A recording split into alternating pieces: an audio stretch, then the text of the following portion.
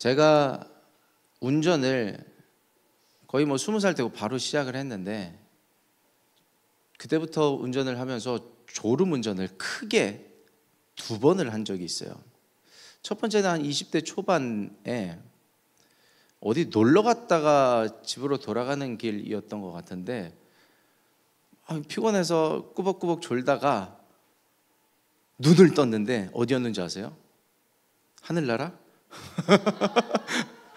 아니요, 하늘나라는 다행히 아니었어요. 어디였냐면, 이게 시골길 같은, 아무튼 이런 도시 도로는 아니었는데 외곽 국도 같은 느낌이었어요. 한 왕복 1차선, 왕복 2차선 정도 되는 그런 작은 도로에 옆에 주유소가 있는데, 시골 주유소는 대지가 넓은 거 아세요? 주유소가 바로 코앞에 있는 게 아니라 뭐 이렇게 도시에 있는 주유소처럼 바로 들어가면 주유소가 아니라 땅이 넓어서 이 안에 주유소가 있고 여기에 공터가 좀 어느 정도 있어요. 눈 뜨고 보니까 주유소 들어가는 공터에서 직진을 하고 있었던 거예요. 제가 깜짝 놀라서 다시 틀고선 다시 도로로 들어왔었죠. 그 길로 주유소 들어간 건 아니었고, 2번째는 언제였냐면은, 또 한 번 언제 기억이 있는데 뭐 그건 기억이 안 나요. 정말 또 하나 기억이 나는 거는, 이제 결혼을 앞두고 함들이를 했어요. 친구들이 함들이를 하겠다고, 함사세요, 함 팔겠다고 와이프 집 이제 처갓집에 가서 난리 깽판 브루스를 치고 이제 먹이고, 그리고 아무튼 달래고 이제 잘 케어를 해준 다음에, 그때가 목요일에서 금요일 넘어갈 때였나 금요일에서 토요일 넘어갈 때였나 잘 기억은 안 나는데, 다음날 사역이 있어서 이제 청주에 이제 처갓집이 있는데 다시 서울로 올라와야 하는 상황이었어요. 새벽 4시인가 5시에 이제 출발을 했는데 너무 졸린 거예요. 너무 졸려서 뭐 껌도 씹고 창문도 내려보고 뭐 이렇게 안간 힘을 써서 집에 잘 도착했는데, 여기까지는 괜찮죠? 아무 일 없는 것 같죠? 제가 어디서 소름이 돋았냐면, 집에 도착한 마지막 30분이 기억이 안 나는 거예요. 제가 거기서 소름이 돋았어요. 나 어떻게 온 거지? 하나님께서 나를 지켜주셨다밖에 없어요. 제가 그 일들을 겪고 나서 뭘 깨달았냐면, 깨워주신 은혜도 물론 감사한데 깨닫는 은혜가 있었어요. 뭐냐면, 졸음은 내가 이길 수 있는 게 아니구나. 졸음 운전은 절대로 하면 안 되는구나. 그때 이후로요, 졸릴 것 같으면 그냥 휴게소 들어가는 거예요. 내가 졸음을 이기겠다? 안 돼요. 졸음은 내가 이길 수가 없는 겁니다. 그래서 이제 첫째 아이가 태어났을 때도 이제 청주에서 산후조리하고 아이들을 돌보고 키울 때, 이제 주일에 사역 끝나면 바로 이제 사역 마치자마자 저녁에 내려갈 때가 많았는데, 그 경험들이 있으니까 졸리면 그냥 바로 휴게소 들어가는 거예요. 조금이라도 눈 붙이고 자자 하다가 월요일 아침이 돼서 새벽이 돼서 이제 저가집 들어가는 경우도 많이 있었고요. 근데 저는 그때 깨달았던 게 감사해요. 잠에서 깬 게 감사한 게 아니라 깨달은 게 감사해요. 내가 졸음 운전을 하면 안 되는 존재라는 거를 깨닫게 된 거예요. 여러분, 우리 영의 상태도 마찬가지입니다. 영이 조는 경우가 있어요. 영이 졸면, 졸음운전도 마찬가지거든요. 이거 1번, 2번, 3번 반복돼서 아무 일도 없잖아요. 죄를 짓는데 아무 일도 없잖아요. 그럼 그냥 잡니다. 괜찮아요. 거기에 나를 내어버려 두게 됩니다. 영이, 잠자는 영이 깨어나는, 하나님께서, 저는 하나님의 마음과 공감이 되기를 소망해요. 여러분들이 하나님과 제가 하나님과 그 하나님의 마음을 우리가 서로 공유하게 되기를 소망합니다. 그 하나님의 마음을 공감하게 되면요, 깨닫게 돼요. 똑같은 말씀을 들어도 정말 저는 기도합니다. 하나님, 유도탄 같이 하나님께서 쏘아주셔서 그에 맞는, 딱 맞는 그 상황에 그 말씀을 폭탄처럼 터뜨려 주시고, 하나님 깨어지게 하여 주시옵소서, 부서지게 하여 주시옵소서. 오늘 콰이어에서 찬양도 해주셨는데 내 삶을 깨뜨립니다. 그 하나님의 말씀과 내 삶이 만나서 반응할 수 있는 은혜가 있게 되기를 축복합니다. 이대로 가도 괜찮겠지 하는 영역에 하나님의 빛이, 특히 우리의 영에 하나님의 빛과 생명이 임하게 되기를 축복합니다. 사고 나기 전에 깨어나세요. 사고 나기 전에 깨어나셔야 됩니다. 영혼의 빛이 임하기를 축복합니다. 금요일마다 우리 MIJ가 금요 기도회를 하는데 마지막 말미에 하나님께서 그런 마음을 주셨어요. 영혼을 축복하라. 그들의 영혼을 축복하라. 그래서 마지막 5분 동안 우리가 뜨겁게 기도했어요. 자신 스스로 자신의 영혼을 축복하시라고. 어떤 감정의 동요나 욱하는 거, 뜨거움, 당장에 어떤 결단 같은 무언가가 생기지 않는 것 같을지라도 괜찮다. 자신의 영혼을 축복하라. 보이지 않고 느껴지지 않는 그것이 여러분들의 인생을 끌고 갈 것이다. 그렇게 해서 같이 기도했고요. 마지막 5분 동안 그 금요기도에 온 한 분 한 분을 예수 그리스도의 이름으로 축복하고요, 안수했습니다. 저는 그 안수가 그들의 인생을 축복하고요, 끌고 갈 것을 믿어요. 반드시 발전될 것입니다. 여러분, 하나님의 말씀이 임할 때요, 모든 문제가 그런데 출제자의 의도를 파악하는 게 중요하잖아요. 그 하나님의 마음이 오늘 임하는 시간이 되기를 예수 그리스도의 이름으로 축복합니다. 아멘. 하나님은 휘파람을 부세요. 휘파람을 부는 의미가 뭐예요? 휘 하고 주의하라는 거예요. 집중하라는 겁니다. 내가 할 말이 있어, 내가 할 일이 있어, 나에게 집중하라고 하나님께서 들으라고, 깨달으라고 휘파람을 불어주십니다. 이스라엘 백성들이 광야 생활을 40년 동안 하다가 이제 요단강을 건너 가나안에 진입하게 될 때에 하나님께서 이스라엘 백성들에게 하신 말씀이 있습니다. 그 말씀이 뭐냐면, 가나안 땅에 진입했을 때 너 이스라엘 백성들아, 가나안 백성들을 남겨두라, 진멸하라. 앞에 게 맞아요? 뒤에 게 맞아요? 남겨두라예요? 진멸하라예요? 진멸하라. 왜요? 그들이 섬기는 이방신들을 그들도 섬기게 될까봐, 그들의 세상 가치관이 이스라엘에게도 스며들게 될까봐. 그런데요, 진멸을 했게요? 안 했게요? 안 했어요. 남겨뒀습니다. 근데 참 오늘 읽으신 표현 중에 재미있는 표현이 뭐냐면, 남겨두시기는 이스라엘 백성들이 남겨뒀는데 하나님이 남겨두셨다는 표현을 합니다. 오늘 사사기 3장 1절과 2절 말씀인데요, 같이 합독해 보시겠습니다. 다 같이. 여호와께서 가나안의 모든 전쟁들을 알지 못한 이스라엘을 시험하려 하시며 이스라엘 자손의 세대 중에 아직 전쟁을 알지 못하는 자들에게 그것을 가르쳐 알게 하려 하사 남겨두신 이방 민족들은 하면서 어느 민족 이제 블레셋 족속들의 이름이 나옵니다. 근데 이게 사실 하나님이 남겨두신 게 아니라 이스라엘 백성들이 남겨둔 거거든요. 왜냐하면 그들을 남겨줘야 내가 이득을 봐요. 그들을 노예 삼든 정한되면 친구를 삼든. 그래서 이 땅에서 그들은 농사 짓는 방법을 몰라요. 광야 생활만 했기 때문에, 노예 생활만 했기 때문에. 그래서 농사 짓는 법도 배우고 어느 땅에 뭐를 심어야 좋을지 배우면 너도 좋고 나도 좋고 좋은 게 좋은 거 아니냐, 하나님 이 가나안 땅에서 안 살아보셔서 그래, 자기 마음대로 해석하고 그렇게 그들을 놔두는 겁니다. 그런데 이스라엘 백성들이 자기 좋다고 남겨둔 그 이방 민족에 대해서 하나님 뭐라고 말씀하세요? 내가 남겨뒀다. 내가 강권적으로 다 쓸어버릴 수도 있었는데 내가 남겨보겠다. 왜요? 시험해 보려고. 하나님을 알지 못하는 세대, 가나안의 전쟁을 경험하지 못한 세대가 하나님을 경외하는지 안 경외하는지 보시려고, 시험하시려고 남겨두신 질문이라는 거예요. 여러분, 그러므로요, 하나님께서 이게 그들이 남겨둔 가나안 민족들이요, 그들에게 올무가 돼서요 자꾸 그들을 괴롭히게 됩니다. 고난을 만나게 하고요, 문제를 만나게 합니다. 그게 하나님의 휘파람이 된 거예요. 여러분, 휘파람은요 하나님의 질문입니다. 너 이 질문 속에 뭐라고 대답할 거야? 라고 질문을 하시는 거예요. 나에게 허락된 모든 상황이요, 나에게 허락된 사람들, 심지어 고난과 문제까지 나에게 던지시는 질문입니다. 너는 어떤 스탠스를 취할 것인가? 여러분, 그래서 모든 문제를요 영적으로 바라보게 되기를 축복합니다. 분별력이 있어야 해요. 자꾸 부딪히는 사람 있나요?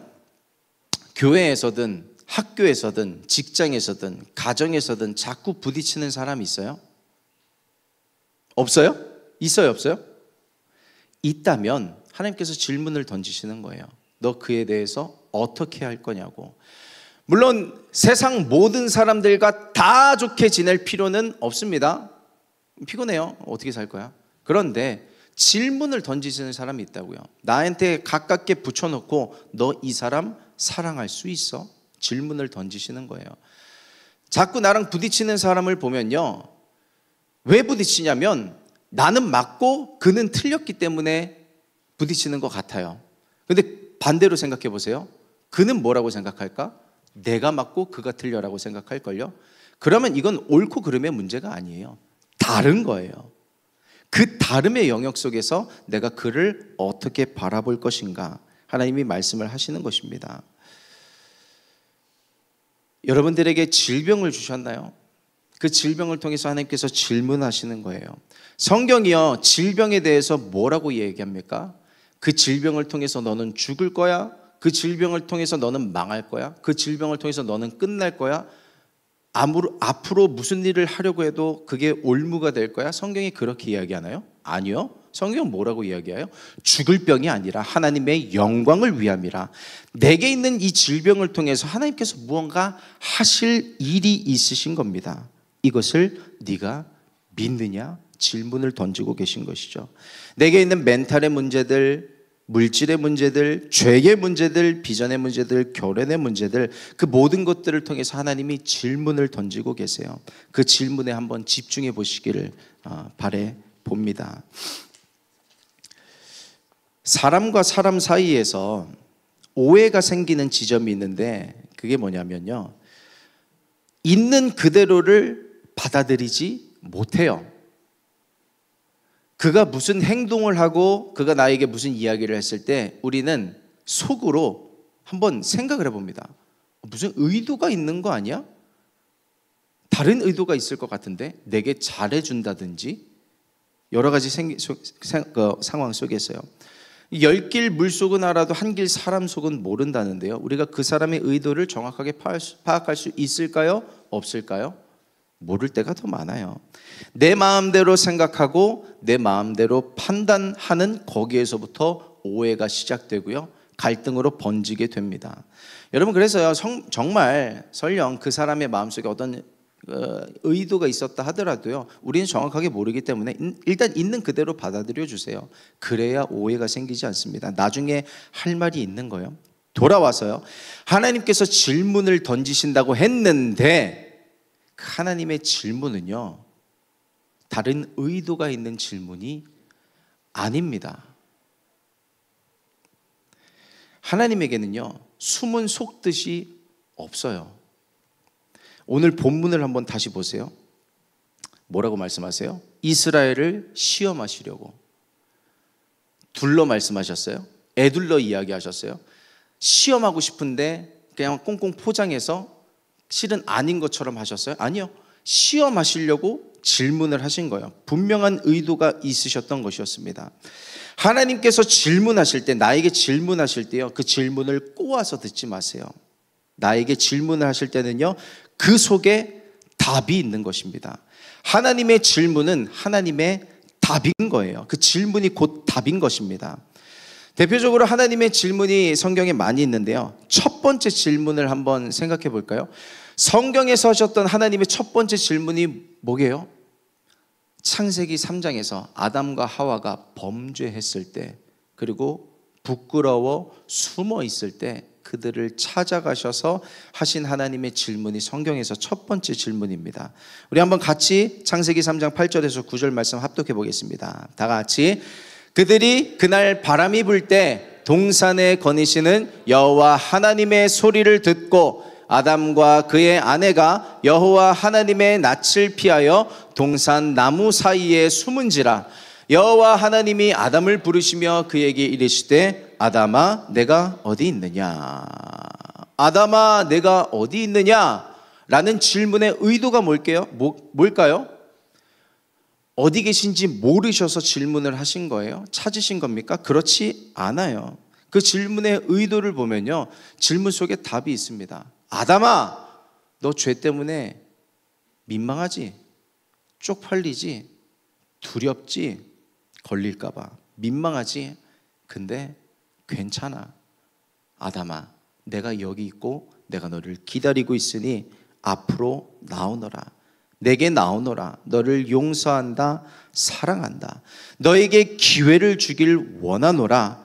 다시 네가 시작하길 원하노라. 질문을 통해서 답을 주고 계신 거예요. 근데 아담아 내가 어디 있느냐 하면 우리는 거기서 꺾어 듣기 시작해요.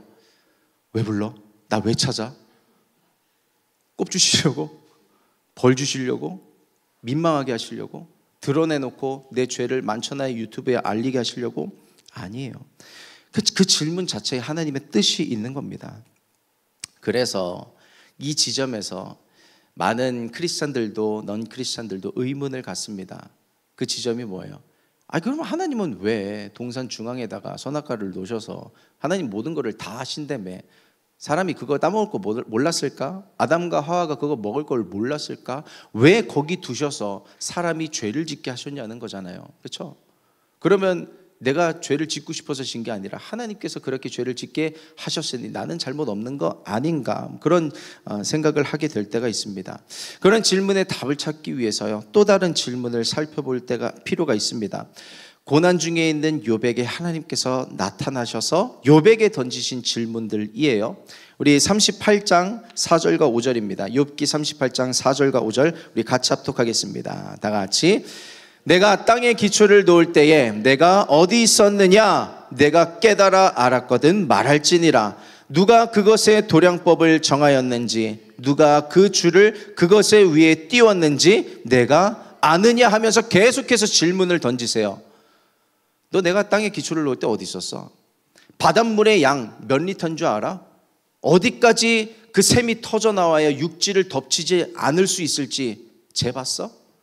우박이 어디서 내리는지, 우박에 창고가 있는 거 알고 있어? 창고의 위치를 가본 적 있어? 열어본 적 있어? 어떻게 해야 번개가 치는지 알아? 어떻게 해야가 지구가 돌고 별이 움직이는지 알고 있어? 바람이 어디서 불고 어디로 가는지 네가 아는 것이 있느냐? 대답할 수 있는 게 있느냐는 거예요. 우리는요, 대답할 수 있는 게 아무것도 없습니다. 근데 질문 속에 답이 있다고 했죠. 무슨 말씀을 하고 계신 거예요? 나는 창조주라는 거예요. 너희는 피조물이고 피조물이 알지 못하는 창조의 세계가 있다는 것입니다. 하나님이 에덴 동산에 선악과를 한가운데 두신 이유를 신학적으로는 이야기할 수 있는 게 뭐 100가지는 되겠죠. 근데 신앙적으로는요, 대답할 수 있는 게 없어요. 왜요? 하나님이 하신 일에 대해서 우리가 뭐라고 대답을 하겠어요? 몰라요. 아무것도 모르는 겁니다. 나에게 고난이 있는 이유도, 내게 무엇이 있는 이유도, 다른 사람에게 있는 그것이 나에게는 없는 이유도요, 우리는 몰라요. 사실은 아무것도 모르는 겁니다. 근데 하나님이 그 모든 주신 것들을 통해서, 주시지 않은 것들을 통해서 무엇을 말씀하고 싶으세요? 너는 지금 문제만 보이지, 너에게 있는 것만 보이고 너에게 없는 것만 보이지. 아니야, 근데 내가 그 문제를 통해서 할 일이 있어. 나는 창조주거든. 너는 현재만 보잖아. 미래를 생각해. 큰 그림을 봐. 빅픽처를 봐. 네 인생이 그렇게 끝날 것이 아니야. 그 문제를 통해서 내가 할 일이 있단다 말씀을 하시는 거예요. 요셉에게 꿈을 주셨어요. 해와 달과 11별이 절하는 꿈을 주셨어요. 근데 그 꿈을 이루어가는데 뭘 사용하세요? 고난을 사용하셨어요. 요셉은 몰랐죠. 나도 그 한가운데 있었으면 몰랐을 거예요. 근데 지나고 보니까 그 창조주의 섭리를 알게 되는 것입니다. 지금 당장에 이해되지 않는 그 일들이 나중 가면 깨닫게 될 거예요. 하나님께서 이것을 위해서 나로 하여금 경험하게 하셨구나. 내게 있는 그것, 내가 없는 그것, 내가 할 수 있는 그것, 내가 하지 못하는 그것을 통해서 하나님 나를 이렇게 이끌어 왔구나라는 것을 알게 되는 거예요. 그러니까 하나님 뭐를 말씀하고 싶으시냐면, 결국 그 문제가 해결되는 것을 보게 될 거야. 네가 믿음이 있어서, 저는요 물론 믿음 좋지만요 필요합니다. 근데 믿음보다 하나님의 사랑이 이긴다고 저는 믿어요. 왜냐하면 이건 제가 경험한 복음이거든요. 제가 믿음이 충만하면 너무너무 좋은데 전 그럴 만한 사람이 못 돼요. 지금도 마찬가지고 과거도 그랬고, 믿음이 없는데 하나님이 저를 만드신 거예요. 왜요? 하나님이 저를 사랑하셔서. 내 믿음 없음보다 하나님의 사랑이 이기셨어요. 그래서 믿음, 소망, 사랑 이 세 가지는 항상 있을 것인데 그 중에 제일은 사랑이라고 하는 거예요. 주변에 공동체 중에 누가 믿음 없어서 보여도요, 그를 사랑하면요 믿음이 생겨요. 사랑하고요, 축복하고요, 기다려주시길 축복합니다. 결국 사랑이 이기는 겁니다. 저는 이거는 꼭 이해를 하고 넘어가셨으면 좋겠어요. 하나님께서 내 인생에 휘파람을 불어넣으실 때가 있습니다. 고난을 통해서, 문제를 통해서 주의 집중, 계속해서 휘파람을 부실 때가 있어요. 근데 그 휘파람을 부셨다는 것 자체가 답이에요. 왜 그러냐면 내가 너희 인생에 개입하겠다라는 하나님의 사인이거든요. 아무 일도 없고 형통한 게 만사 형통이 아닙니다. 크리스천이 말하는, 성경이 말하는 형통이 아무 일도 없이 스무스하게 지나가는 형통을 이야기하는 게 아니에요. 하나님은 문제를 통해서 일하시거든요. 진로에 문제가 있고, 학업에 문제가 있고, 물질에 문제가 있고, 건강에 문제가 있다면 원인을 따질 게 아니에요. 원인을 따져서 뭐 때문에 이런 일이 생겼는가가 아니라 하나님의 질문 속에 있는 답을 찾아가는 과정이 필요한 것입니다. 내가 너에게 개입하겠다는 하나님의 그 개입을 받아들이고 하나님께 내 삶을 맡길 수 있는 은혜가 있게 되기를 축복합니다. 근데 하나님께서 무언가 하실 일이 있는데 자꾸 그 하나님께서 그 손길로 하시려고 하는 그 일을 내가 뺏어와 하나님의 손에서 내가 해볼게요. 나 할 수 있어요. 내가 가진 지식으로, 내가 가진 돈으로, 내가 가진 용기로 할 수 있을 것 같아요. 자꾸 가져오려고 할 때 거기서 어그러지는 것입니다. 우리 고린도전서 10장 13절 말씀을 읽어볼게요. 우리 같이 합독합니다. 다 같이. 사람이 감당할 시험 밖에는 너희가 당한 것이 없나니 오직 하나님은 미쁘사 너희가 감당하지 못할 시험 당함을 허락하지 아니하시고 시험 당할 즈음에 또한 피할 길을 내사 너희로 능히 감당하게 하시느니라. 아멘. 하나님이 질문하실 때요, 나를 낭떠러지로 떠미시는 것 같아요. 그러면 그 낭떠러지에서 올라온 자만 통과하는 것인가? 믿음 있는 자만, 하나님의 어떤 사랑을 받을 만한 자만 통과되는 것인가? 12제자 중에 수제자만 그렇게 되는 것처럼 뭐 그런 일들이 나에게도 일어나는 것인가? 그들은 되고 나는 안 되는 것인가? 아닙니다. 하나님은요, 그 일을 통해서 여러분을 끌어올리길 원하세요. 수렁에 빠진 자가 하나님의 손길을 경험하게 되죠. 수렁에 빠져본 적이 없는데 하나님의 손길이 뭐가 필요하겠어요? 근데 하나님이 주신 시험은요, 하나님께서 주신 문제는요, 하나님 주신 질병은요, 감당 못할 시험이 아니래요. 이게 뭐예요? 위에 써드렸습니다. 그 문제로 당신은요 끝나지 않아요. 그 문제 때문에 여러분은 망하지 않게 될 것입니다. 양이 좀 더운 것 같아요. 그렇죠? 더우면 졸려집니다. 여러분 졸릴 수 있지만요, 좀만 힘내보세요. 저도 좀 이게 더워지기 시작하는데 에어컨을 좀 손보기 시작해야 될 것 같습니다. 마귀가 우리의 생각과 마음과 영혼에 쓰는 전략이 있어요. 그게 뭐냐면 내 인생에 나쁜 일이 생기잖아요. 불행이 다가오면 그걸 전조전상으로 여겨요. 불행은 불행을 불러올 거야 라고 생각을 합니다. 예를 들어서요, 내게 암이 찾아와요. 그럼 그 암을 원수마귀는 어떻게 사용해요? 불행이 불행을 가져오게 만든다고 생각을 해서 이 암 때문에 나는 점점 나빠질 거야.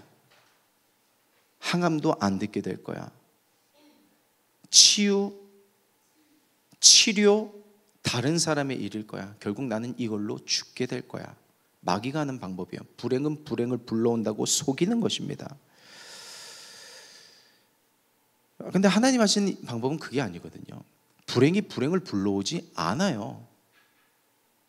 물론 우리가 살아가다 보면요, 어려운 일이 한 번에 막 닥쳐오긴 합니다. 근데 그게 또 뭐 1, 2, 3로 다가올 때도 있는 것 같지만요, 그게 내 인생의 끝을 이야기하는 게 아니에요.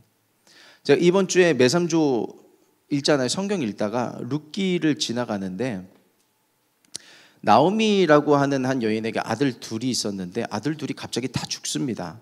며느리들만 남았는데 다 이방 며느리예요. 그래서 며느리에게 나오미가 이야기합니다. 가서 네 갈 길 살아. 너 원하는 대로 살아.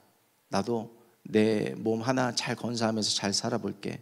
그래서 첫째 며느리는요, 안녕히 계세요 어머니, 건강하세요 하고 갑니다. 둘째 며느리는요, 이상한 선택을 해요. 뭐냐면 나 어머니 곁에 남겠습니다. 그런 고백을 하는데요. 한번 읽어볼게요. 룻기 1장 16절 말씀입니다. 우리 같이 합독합니다. 다 같이. 룻이 이르되 내게 어머니를 떠나며 어머니를 따르지 말고 돌아가라 강권하지 마옵소서. 어머니께서 가시는 곳에 나도 가고 어머니께서 머무시는 곳에서 나도 머물겠나이다. 어머니의 백성이 나의 백성이 되고 어머니의 하나님이 나의 하나님이 되시리니. 이게 무슨 얘기냐면 나오미는 그렇게 생각했던 것 같아요. 불행은 불행을 불러온다. 내 자식들이 다 죽었으니 앞으로는 힘든 일만 있을 거야. 그래서 그 며느리들을 다 보내려고 했던 거잖아요. 근데 이 룻이라고 하는 여인은요, 믿음의 선택을 하는 거예요. 어머니 아니에요. 어머니에게 하나님이 계시잖아요. 나도 그 하나님을 믿고 따라보려고요. 불행은 불행을 불러오지 않아요. 나 어머니 따라갈게요 라는 선택을 하는 거예요. 결국 어떻게 됐는지 아세요? 그 룻이요, 보아스라고 하는 한 남자를 만납니다. 그를 통해서 인생이 하나님께서 채워주시는 것을 경험하게 되고, 물질적인 필요를 하나님께서 채워주셨다가 끝이 아니라 그 둘을 통해서 아들을 낳게 되는데, 그 아들이 다윗의 할아버지예요. 오벳이라고 하는. 룻이 그때 그 결단하지 않았다면요, 그 다윗의 족보를 통해서 예수 그리스도가 나오시게 되잖아요. 그런 영광은 경험하지 못하게 되는 겁니다. 우리 앞에 찾아온 고난에 대해서 두려워하거나 도망치려고 하지 마세요. 나의 현실에 대해서 부인하려고 하지 마세요. 그 문제를 통해서 또 다른 어려움이 찾아올 거라고 속이는 원수마귀들에 대해서 예수 그리스도의 이름으로 대적하고 물리치고 하나님이 하실 새 일을 바라보게 되시기를 예수 그리스도의 이름으로 축복합니다. 반드시 바뀌어서 선으로 역전이 될 거예요. 제가 경험한 하나님은 심지어 죄까지도, 나의 실수뿐만 아니라 나의 죄까지도 바꾸셔서 선으로 일하시는 분이셨습니다. 그래서 하나님은 여유가 있으신 분이에요. 그 하나님을 신뢰하게 되기를 축복합니다. 하나님도 우리에게 질문을 하시지만 때로는 우리도 하나님께 질문을 할 때가 있습니다. 그렇죠? 주님 왜 그렇습니까? 무엇 때문입니까? 언제까지입니까? 어떻게 해야 합니까? 여러 가지 질문을 하는데요, 이때 점검할 것이 하나 있습니다. MIG 여러분들이 이제 저랑 같이 사역을 하시면서 가끔 질문을 해오실 때가 있고요, 상담을 해오실 때가 있잖아요. 그러면은 뭐 어떤 분 같은 경우는 이제 뭐 연애 상담을 한다고 찾아와서 막 이렇게 질문하고 묻고, 그러면 저도 뭐 어떻게 하겠어요? 최선을 다해서 대답을 해줍니다. 근데 결론은 자기가 원하는 대로 해요. 네, 원하는 대로 해요. 나쁘다는 게 아니에요. 거기서 제 이야기를 잘 들은 부분들이 있어요. 잘 적용도 하고. 근데 결국은 그 모든 질문 속에 뭐가 있었던 거예요? 내가 하고 싶은 게 있는데 나를 응원해줘, 지지해줘 라는 거 아니에요 사실? 누군가는 술에 대해서 물어봅니다. 목사님, 성경에서 술 취하지 말라고 그랬지, 술 마셔도 술 먹지 말라는 얘기는 없지 않아요? 그 의도가 뭐예요? 술 먹고 싶어요. 담배 펴도 되는 거예요? 뭐 여러 가지 그런 질문들, 물론 정말 궁금해서 묻는 그런 질문들도 있지만요, 질문의 어떤 의도를 보면 하고 싶어서 이제 정말 궁금해서 물어보는 건지를 알 수 있는 의도들이 있습니다. 하나님 앞에 질문할 때요, 왜 하나님의 답이 안 들려지는지 아세요? 왜 하나님이 나한테 응답을 안 하시는지 아세요? 내가 듣고 싶은 걸 물어봐서 그래요. 내가 듣고 싶은 답을 질문해서 하나님의 응답이 들려지지가 않는 거예요. 그래서 응답이 없는 겁니다. 내가 듣고 싶은 답을 바라면서 질문을 하면 그 질문에는요, 답을 하실 수가 없어요. 그러면 그걸 바꿔서 생각을 해야 됩니다. 뭐가 빠르냐면 내 질문을 바꾸든가 차라리 하나님의 질문에 답하는 게 더 빠릅니다. 그 하나님의 질문 속에 내가 하나님께 질문을 하고 있는 것보다 하나님께서 내 삶에 질문하고 계신 게 더 많아요. 알고 보면, 영적으로 깨어서 분별하다 보면요, 하나하나가 다 질문인데 그 질문 속에 답이 있다 그랬잖아. 그 질문의 답을 찾아가다 보면 내가 정말 하나님께 묻고 싶은 답을 찾아갈 수가 있게 되는 겁니다. 주님이 하시는 질문에 집중하다 보면 거기서 답을 찾게 되는 거예요. 예수님이 자신을 3번 부인했던 베드로에게 찾아오셔서 질문을 하신 장면 너무나 유명하죠. 여러분들도 잘 아실 거라고 생각을 합니다. 3번을 질문하십니다. 네가 나를 사랑하느냐? 네가 나를 사랑하느냐? 네가 나를 사랑하느냐? 그 다음에 이어지는 예수님의 대답이 중요한데요. 요한복음 21장입니다. 21장 17절과 18절 말씀 우리 같이 합독해 보도록 하겠습니다. 다 같이. 3번째 이르시되 요한의 아들 시몬아 내가 나를 사랑하느냐 하시니 주께서 3번째 내가 나를 사랑하느냐 하심으로 베드로가 근심하여 이르되 주님 모든 것을 아시오매 내가 주님을 사랑하는 줄을 주님께서 아시나이다. 예수께서 이르시되 내 양을 먹이라 하시면서 뭐라고 말씀하세요? 다 같이. 내가 진실로 진실로 내게 이르노니 내가 젊어서는 스스로 띠뛰고 원하는 곳으로 다녔거니와 늙어서는 내 팔을 벌리리니 남이 내게 띠띠우고 원하지 아니하는 곳으로 데려가리라. 아멘. 네가 나를 사랑하느냐 3번 질문을 하셨는데 그 3번 질문의 의도와 답을 풀어서 설명해 주시는 장면이에요. 네가 여태까지는 네가 원하는 대로 살아왔지만 베드로야 이제는 아니야. 네가 원하는 대로 살지 말고 너의 영이 원하는 대로 살아봐. 네 인생이 행복해질 거야. 남들이 볼 때는 불행하다 느껴질 수 있어. 고난의 길로 가는 것이기 때문에, 십자가의 길로 가는 것이기 때문에 멍청한 길이라고 이야기할 수 있지만 너는 행복하게 될 거야 라고 말씀하시는 장면이에요. 여러분의 삶을 한번 되돌아보세요. 행복하세요? 즐거우세요?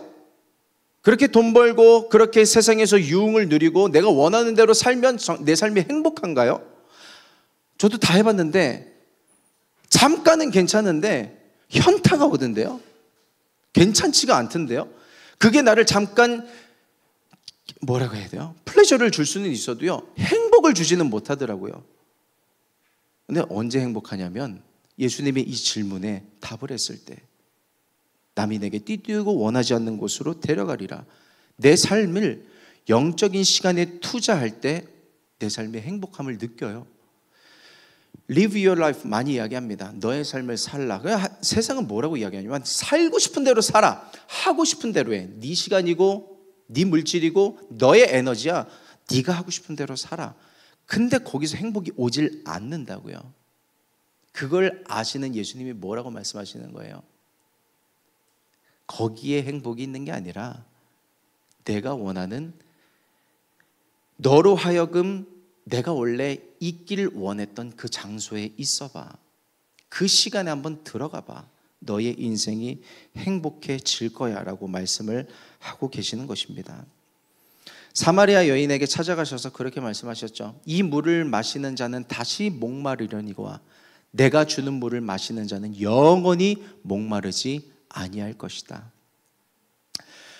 하나님이 주시는 예수 그리스도의 그 십자가에서 그 반석에서 흘러나오는 생명수를 마시고요, 행복에 대해서, 인생의 불안에 대해서 목말라 하지 않는 그러한 깨어있는 영혼이 되기를 예수 그리스도의 이름으로 축복합니다. 내가 원하는 방식으로 하나님께 질문하면 답을 얻을 수가 없어요. 내가 듣고 싶은 답을 바라면서 하나님께 질문하지 마시고요, 하나님의 질문을 생각해 보세요. 하나님은 나로 하여금 내가 있길 원하시는 장소가 있고요, 내가 있길 원하는 그 곳이 있어요. 내 삶을, 내 시간을, 영적인 시간들을 점점 채워봐 보세요. 여러분의 삶이 제가 장담하건대 행복해집니다. 예수님의 이름으로 정말 장담합니다. 행복하지 않던 인생이요, 하나님을 위해서 내 삶을 투자할 때 행복해집니다. 거기에 평안이 있고 거기에 참된 기쁨이 있고 영원히 목마르지 않는 평안이 있다는 것을 경험하게 되기를 축복합니다. 그래서 한번 결단해 보세요. 적용해 보세요. 내가 무엇을 끊고 어떤 결단을 할 것인가. 이 예수 그리스도의 질문이 오늘 우리에게 하는 것이라고요. 네가 나를 사랑하느냐? 성은아, 네가 나를 사랑하느냐? 네가 나를 사랑하느냐? 너의 행복만 추구하고 살지 말고 내가 원하는 장소에 내가 원하는 방법으로 살아보라. 너의 인생이 행복하게 될 것이다.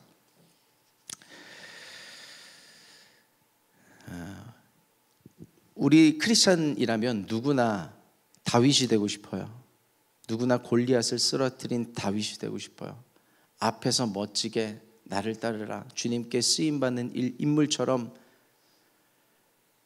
그렇게 살고 싶은데, 다윗이 되게 하셨던 하나님의 섭리를 보면요, 13년이라는 광야 세월이 있었어요. 그런 고난이 있었습니다. 근데 나는 그거 없이, 영적인 시간 투자하는 거 없이 영광을 누리고 싶다는 거예요. 나 그거 없이 다윗 되고 싶어요. 나도 물맷돌 있는데 이거 던지면 골리앗 쓰러뜨리게 해주세요 라는 거잖아요. 근데 물론 우리의 고난이 그렇게 오래 걸릴 거라는 걸 이야기하는 건 아닙니다. 하나님께서 우리를 단련해 나가시는 시간이 있다라는 거예요. 우리는 거기에 뛰어들 수 있어야 됩니다. 한번 순종해 보세요. 하나님께서 내게 사인을 보내시는 영역들이 분명하게 있습니다. 한번 순종해 보세요. 순종하지 않아서 거기까지만 경험해 보는 거예요. 근데 순종해 보면요, 내가 경험하지 못했던 세계를, 세상을, 가치를 경험하게 됩니다. 하나님을 의지하세요. 내 인생에 폐색이 짙어오는 것 같을 때, 문제가 다가오는 정도가 아니라 덮쳐오는 것 같을 때요, 끝난 게 아닙니다. 하나님을 의지하고 신뢰할 때 반드시 역전됩니다. 새 일이 일어납니다. 하나님의 질문에 믿음으로, 순종으로 답을 할 수 있는, 그 믿음의 결단을 할 수 있는 하나님의 사랑받는 자녀 MIG 여러분 되시기를 예수 그리스도의 이름으로 축복합니다. 아멘. 기도하시겠습니다.